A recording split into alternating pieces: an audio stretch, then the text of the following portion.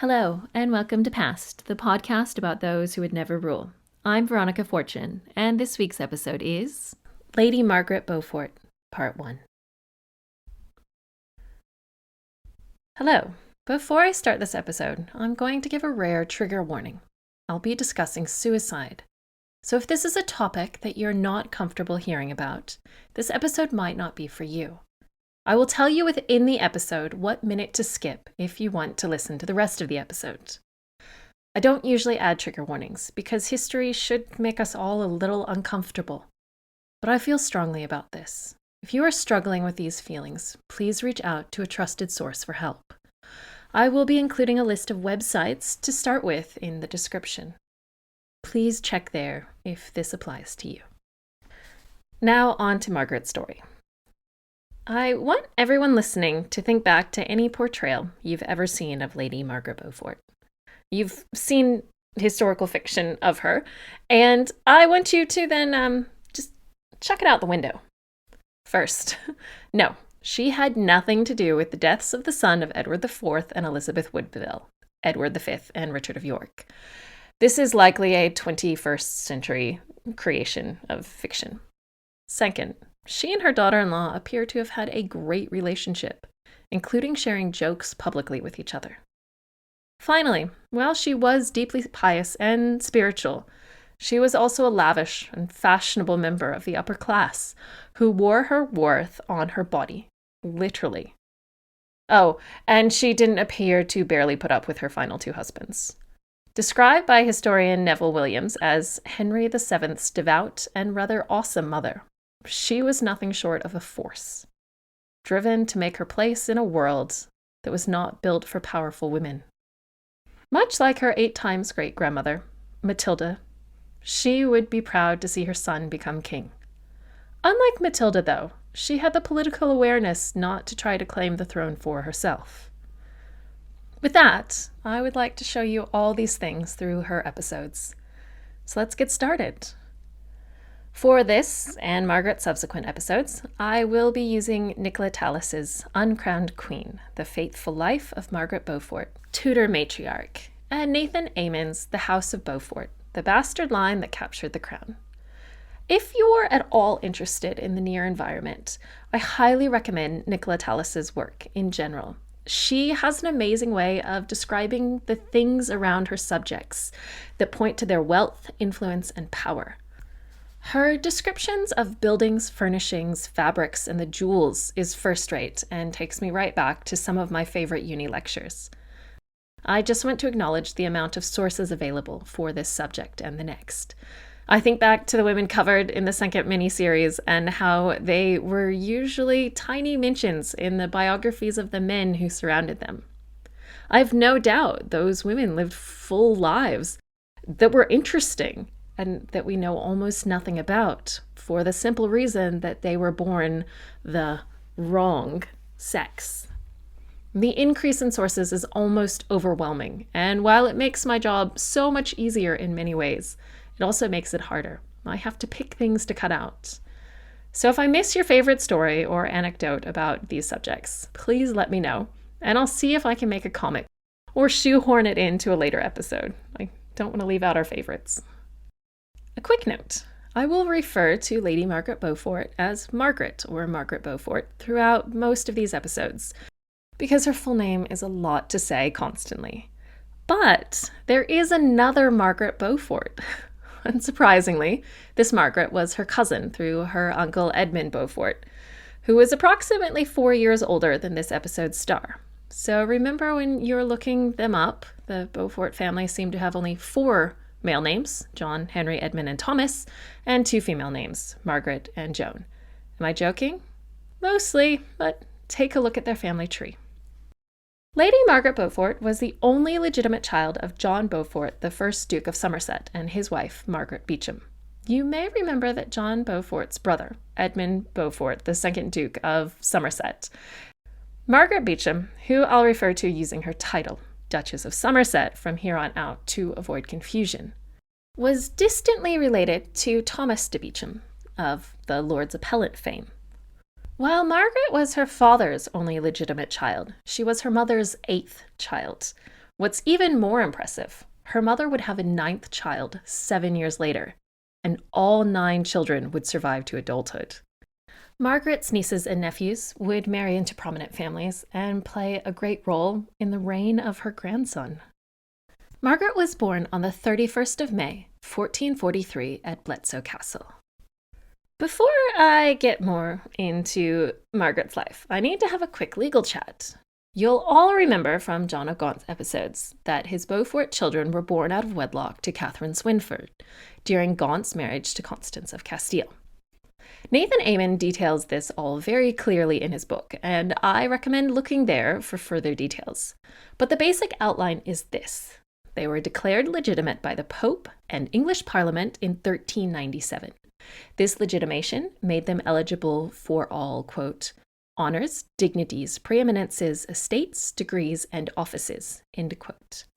Richard II was actually close to his Beaufort cousins, though they also got along well with their half-brother and sisters, and was seemingly happy to do this for his uncle and cousins, further laying paid to the idea that Gaunt was going to usurp him.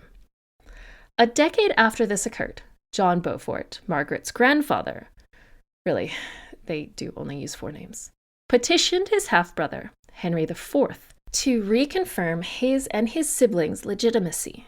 Now, there had been a big change in England since the original act had occurred. Richard II had no children and liked switching up his stated heir regularly. Henry IV, though, did not lack for heirs. He had 4 sons and 2 daughters. In 1407, the king's oldest son was only 21, and his youngest was 17. They had plenty of time to have children of their own. I think someone might have forgotten to tell them that, though. Henry IV wouldn't want any threats to their claim, so he confirmed his half-siblings' legitimacy, but added the phrase, excepta dignitate regali, which means except for the royal dignity. It's important to note that this variation on the original text was not passed through Parliament. As we should know by now, Parliament does have the right to pass these laws and statutes. Legally, this phrase does not hold water, but it appears that Henry IV was hoping it would never become an issue. For those who are curious, at the time in England, it's likely that legally and socially, Henry IV's half-brothers would each follow his sons in the line of succession, as we describe it today. There wasn't really such a thing then. This is because brothers outrank sisters, and their claim was through their shared father. So, at the time of Henry IV's ascension in 1399, in order, after Henry IV's 4 sons and 2 daughters, would be John Beaufort and Thomas Beaufort. Their brother Henry was a bishop, and this would have likely ruled him out, though he could have renounced his religious vows. He would have come before his brother Thomas if he did. Following them would be Philippa of Lancaster, Queen of Portugal, and her progeny. Then Elizabeth of Lancaster, Duchess of Exeter, and her progeny. Then Catherine of Lancaster, Queen of Castile, and her progeny. And finally, Joan Beaufort, and her extensive number of progeny. However, it's questionable if Parliament would ever accept a foreign king. As you will all remember from the Richard Duke of York episodes, nothing goes the way Henry IV planned it. His sons and daughters managed to have only 2 legitimate children between the 6 of them, the future Henry VI and Rupert of Palatine, though, to be fair, his daughters died in the effort to have children, as was so common in these days. So, I guess a little question for all of you is, would Henry IV's changes have held up had the Wars of the Roses never happened? For all we know, Edward of Westminster could have had as many children as Edward III had he survived, or he really could have been it. Henry VI and Margaret of Anjou could have had further children. Just a little alternate history for all of you. Back to Margaret. By the time she was born, only one of Henry IV's sons, Humphrey, Duke of Gloucester, was living, and Henry IV's only English grandson was childless. So using that list above, Margaret was 3rd in line after Gloucester and her father. Margaret's life should have been easy, but the 100 Years' War wasn't easy for anyone. Her father, John Beaufort, was a cousin of the king, Henry VI, and his uncle, Henry Beaufort, was a powerful member of council. However, John Beaufort's life didn't seem to go as planned. During the reign of Henry IV, his father, also named John, died when he was only 6, and his mother scandalously and quickly married his half-cousin, Thomas, Duke of Clarence, the second son of Henry IV. In defense of Henry IV, he did delay this wedding until the widow had served her full 1-year mourning period. He was actually concerned about the potential for half-sibling rivalry, since the children of Thomas would be in the line to the throne. Henry IV, sadly, had nothing to worry about. Henry V would become king in 1413. John Beaufort became the Earl of Somerset when his older brother Henry died in 1418 during the Siege of Rouen. Patrons, this siege is discussed in the Henry V special episode. John was only 14 at this point. In 1421, his stepfather, Thomas of Clarence, would take John and his 2 younger brothers, Thomas and Edmund, to France with him as part of Henry V's ongoing push to take the country. On the 22nd of March that year, Thomas of Clarence would die, without legitimate progeny, at the Battle of Bourges. John Beaufort and his younger brother Thomas were taken prisoner. Edmund Beaufort, yes, he from Richard of York's episodes, actually avoided capture, which was a blessing. John was held in French custody for 17 years. Thomas was actually released in 1430. As a younger son, he was a less valuable hostage than his older brother. Thankfully, it does appear that their mother was a competent administrator and cared for John's estates well. In the end, he would have to pay his own ransom. Once he returned, he was treated well by his family. By this point, Henry VI was king. John was married to Margaret Beaufort sometime between 1439 and 1442. While he was a well-regarded military leader, his last command did not go well. In 1443, John was created Duke of Somerset. In August of that year, he was charged to march to Gascony and went to Brittany instead. In his defense, he was unwell both physically and possibly mentally. He returned to England, probably rather embarrassed. He was banished from court and awaiting a charge of treason due to his performance in France. In May 1444, he died. And this is the bit you'll want to skip if the trigger warning applies to you. If the trigger warning applies to you, you'll want to skip ahead 60 seconds from this moment.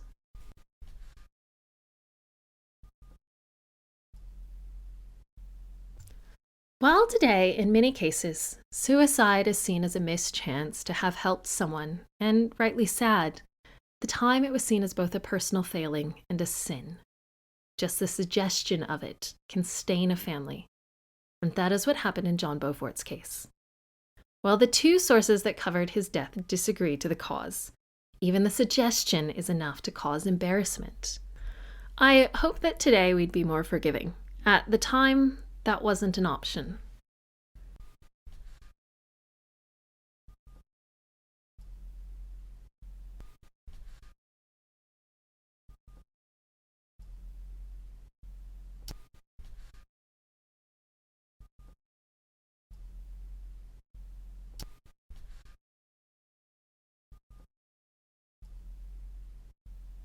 This is the end of the trigger warning. At the time of her father's death, Margaret's mother was pregnant. Sadly, she would either lose the child or they would die not long after birth.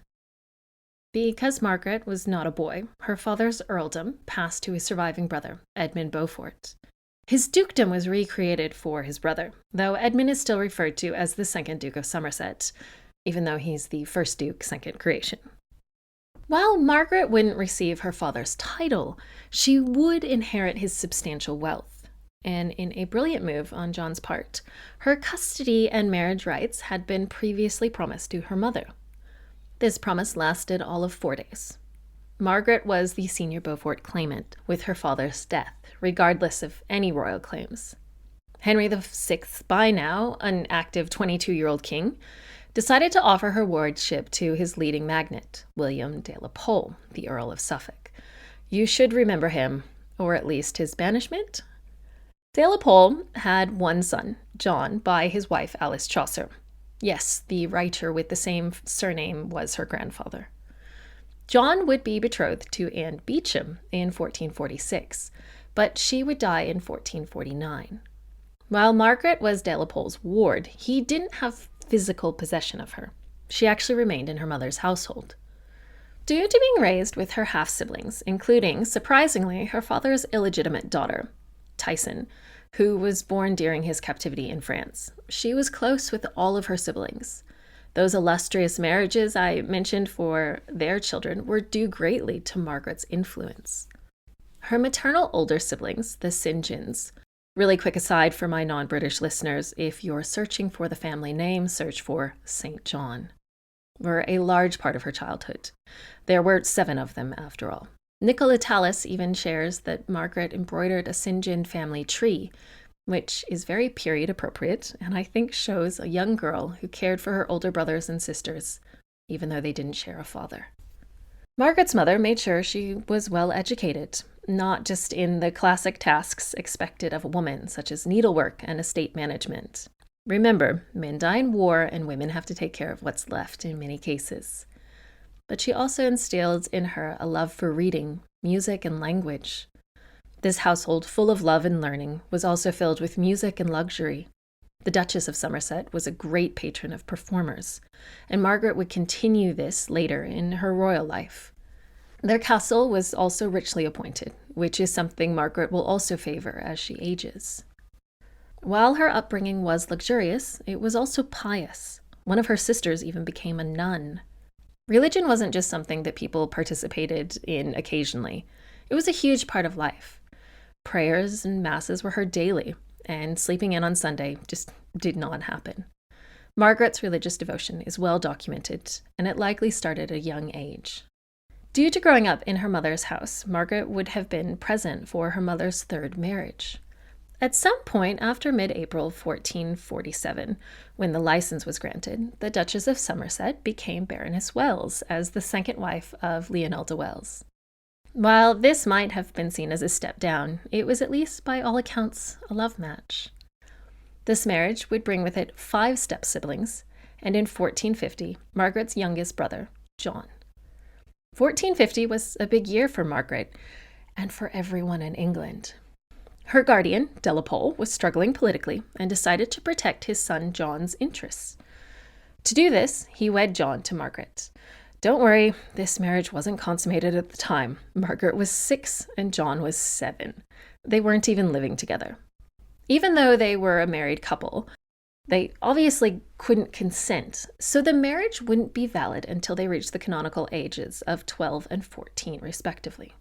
Margaret would never consider this marriage valid, and it would be dissolved in 1453 through an annulment. John would eventually marry Elizabeth of York. No, not the one for the next series of episodes. This one was the daughter of Richard III, Duke of York. I'm sure this will all end well. You'll all hopefully remember what happened to Margaret's father-in-law less than 5 months after her marriage. For those who forgot, he had the shortest exile ever, involving being captured by pirates while sailing for Calais, followed by a swift show trial and execution by beheading at sea. Interestingly, Margaret and John's papal dispensation would arrive after his father's death. The young couple's mothers had made sure it was applied for after realizing they were related. Yes, everyone is related. How they missed it before the wedding is beyond me. Alice Chaucer was the granddaughter of Philippa Rowett, Margaret Swynford's sister, who was Margaret Beaufort's great-grandmother, making them related in the 4th and 5th degree. You'll remember that 1450 was the year of Jack Cade's rebellion in southern England, followed by Richard III, Duke of York's confrontation with Henry VI. And then the year was capped off with the arrest of Margaret's uncle, Edmund Beaufort, the Duke of Somerset. While Somerset would be released, it would have been unsettling to Margaret and her family. Over the next few years, relations between the Crown, including their supporter Edmund Beaufort on one side, and York on the other, would continue to degrade. If you want more on that from the inside, check out Richard III, Duke of York's 4 episodes. Margaret, though, was safe from this for the moment. Her stepfather was serving the king in Calais, and her mother had her well protected in their properties. In February of 1453, Margaret would be presented to the king. Her mother had been ordered to attend court and to bring Margaret with her. Margaret was getting divorced. Well, the king was dissolving her unconsummated marriage that was only in word. And remember, Margaret never considered that marriage to be a true marriage. She, in fact, lists her future husbands in her wills and papers, but not this first one. Since the marriage was unconsummated, the church and legal minds would probably agree with her. Henry VI had a new husband in mind for his young cousin, his half-brother, Edmund Tudor. Quickly, decades after the fact, Margaret shared with her confessor, John Fisher, Bishop of Rochester, yes, he will later be executed by Henry VIII, that her betrothal to Edmund Beaufort was precipitated on a vision she had after extensive prayer. Fisher would imply that the then 9-year-old was able to choose her own husband. Nicola Tallis is pretty confident that the king had already chosen for her, but shares that the story does show an early example of Margaret's piety, which should never be ignored. Regardless of Margaret's visions, Henry VI assigned her wardship to his half-brothers, Edmund and Jasper Tudor. This would have been lucrative for the young men, who were 23 to 25 and 21 respectively. Henry VI, Edmund and Jasper were maternal half-brothers through their shared mother, Catherine of Valois. Edmund and Jasper's father, though, was a Welsh squire, Owen Tudor. While he himself wasn't illustrious, his family line could be traced back to some illustrious members of the Welsh aristocracy.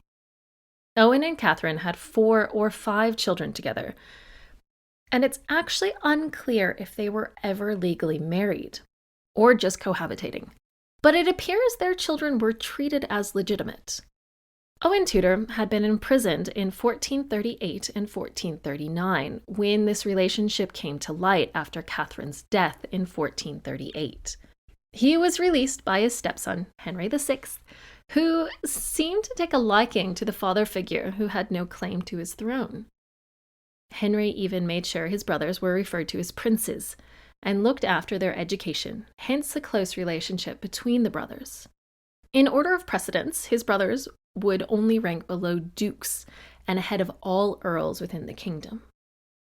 While Margaret's next husband was chosen, she was still a child, and it appears the plan was for her to remain in her mother's household until she was old enough to be married. I've discussed it many times before. While the canonical age for marriage was 12 for girls, very few marriages were consummated at that age. Remember, being physically able to give birth is not something 12-year-olds are usually ready for, even if they are actually able to do so. While scientific knowledge of the 15th century pales in comparison to ours, mothers and midwives would have known that allowing girls to have children too early was dangerous. Childbirth was dangerous in the best circumstances, and being a young mother is not the best circumstances. But for Margaret, events outside of anyone's control would not give her the best chance at a safe motherhood. In August of 1453, Henry VI had his first mental break, when he fell into a stupor and was unable to communicate with those around him. In October that year, Queen Margaret gave birth to last week's subject, hers and Henry VI's only child, Edward of Westminster. With the king incapacitated, Queen Margaret must have felt both so alone and so afraid. Rumors were circulating that the child wasn't the king's, and he couldn't put a stop to it by acknowledging his son. For Margaret Beaufort, this meant that the court quickly sorted itself into factions. Queen Margaret and Edmund Beaufort on one side, and Richard, Duke of York, his brother-in-law Richard Neville, Earl of Salisbury, and Neville's son, Richard Neville, Earl of Warwick, on the other. Again, please listen to the last 5 episodes to get a firm grasp of the politics at the time. But in March 1454, Richard of York was appointed Protector of England and the Church by Parliament. Margaret's uncle, Edmund Beaufort, was again held in the Tower awaiting trial. The Queen was sent away from court, and any power Margaret's relatives wielded was gone, while York was in control. Margaret's guardians, though, Edmund and Jasper, were reformers. While they were completely loyal to the person of their half-brother, they saw that Richard, Duke of York, wasn't wrong, and that the kingdom's finances and military situation needed reformed. From a practical standpoint, this makes a lot of sense. By correcting problems within the kingdom, Edmund and Jasper could protect their brother's rule and safeguard their nephew Edward's inheritance. But we know this reform movement did not last. At Christmas 1454, Henry VI began to recover. This was great for his wife and son. It temporarily put a stop to the rumors of the prince's parentage. But it was a disaster in every other way. By May, the following year, Margaret's uncle, Edmund Beaufort, would be dead. The king would be under York's control, and the royalist faction would be, at least temporarily, utterly devastated. Margaret's betrothed, Edmund Tudor, was not present at the First Battle of St. Albans. He was apparently dealing with ill health throughout this period. His brother Jasper, though, was injured in the fighting, but he would, of course, recover. While Margaret, as a woman, wasn't at the fighting, she would have known the outcome. Her uncle was succeeded by his son, her cousin, Henry Beaufort. Really, 4 names. Henry Beaufort had been injured in the fighting, but would recover. Less than a fortnight after the battle, Margaret turned 12. As I mentioned earlier, it was unlikely that she was originally planned to live with her husband so early. It's likely their wedding had been planned, but their consummation would have been delayed. The events at the end of May changed this. While Margaret was the legal age to marry, she was still, according to all accounts, a child. While she would have hit puberty, as we'll see, she actually looked very young and childlike. She hadn't finished growing by any stretch of the imagination. Still, health concerns and social custom took a backseat to politics. From a political perspective, this marriage was amazing. After the king's son, Margaret was theoretically next in line to the throne of England. Edmund Tudor had a claim to the French throne through his and Henry VI's shared mother, Catherine of Valois, though this claim was weak. There is no date for their marriage recorded, but it would have happened by September of 1455.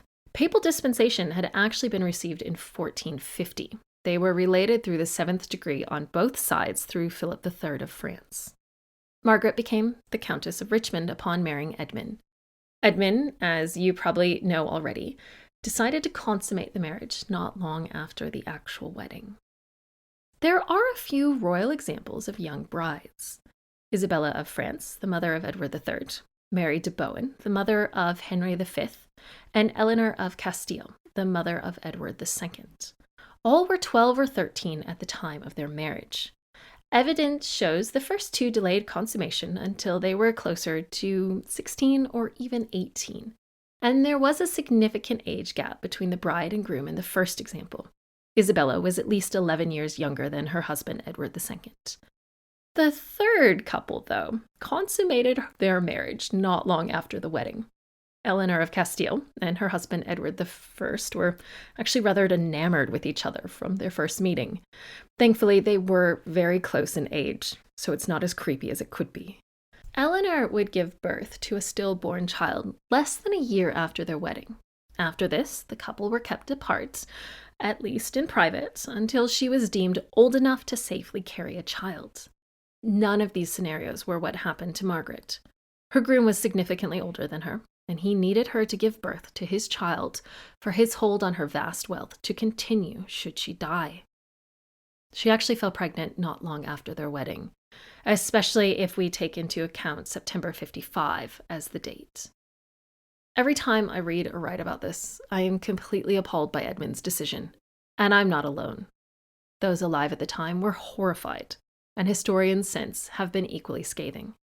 Oddly, though, while Margaret was physically injured from this experience, more on that in a moment, and likely psychologically scarred, she did link herself to Edmund throughout her life. She asked that his arms be incorporated in her tomb, and she had masses said for his soul regularly.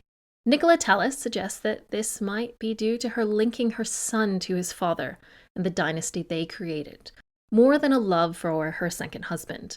Margaret did appear to not love any of her husbands, at least not in the romantic way. Margaret and Edmund would move to his lands in Wales in the autumn of 1455.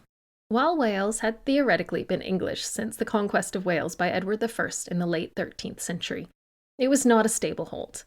As you'll remember back in the Mortimer episodes, Wales had rebelled during the reigns of Henry IV and V under the leadership of the last Welsh Prince of Wales.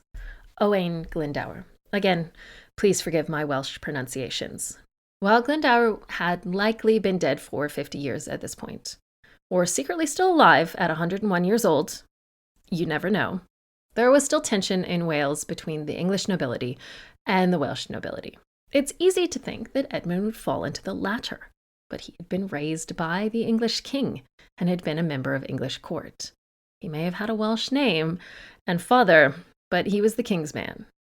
His rival in the area of Wales he held was Gruffydd ap Nicholas. Again, I apologize for my pronunciations. While Margaret was realizing she was pregnant, her husband was preparing for war with Gruffydd ap Nicholas. In August of 1456, Edmund took Carmarthen Castle from Gruffydd ap Nicholas. There was just one problem in taking this castle. Its constable was Richard of York. In unsurprising news, York raised forces to take the castle back. He did so successfully. While it would have been expected that York would ransom Edmund, this doesn't appear to be the case. Remember, he had always worked well with the Tudor brothers and likely just wanted to protect his holdings. Instead, Edmund was released, but didn't go home. It appears he contracted the plague at some point during his captivity or not long after his release. He died on the 1st or 3rd of November, 1456. Margaret was 13, pregnant, and now a widow, living in a castle in Wales, far away from her family and supporters. Oh, and the plague was running amok through Wales. Do remember that pregnant women are often more at risk for catching disease due to their pregnancies. As someone who spent the most recent pandemic pregnant, this is a scary fact that wouldn't have been unknown or unnoticed at the time. I'm going to stop this episode here. There will be 3 more episodes, so don't worry, we will hear Margaret's full story. I need to keep these consistent in length, or else there will be 1 huge episode and 3 smaller ones. Thank you again for your support. Please get your questions in for the end of the Not So Mini series review. If I time this correctly, this should also fall around the 1-year anniversary of this show, and I'm eternally grateful to all of you for listening. It will be a combined end of series and Q&A episode, and I'm really looking forward to this. See you next week. Thank you for listening to Past. I can be found on Twitter, Instagram, and Facebook at PastPod. That's PASSEDPOD. Please feel free to email me at pastpod@gmail.com. I have a Patreon that can be found at patreon.com/pastpod.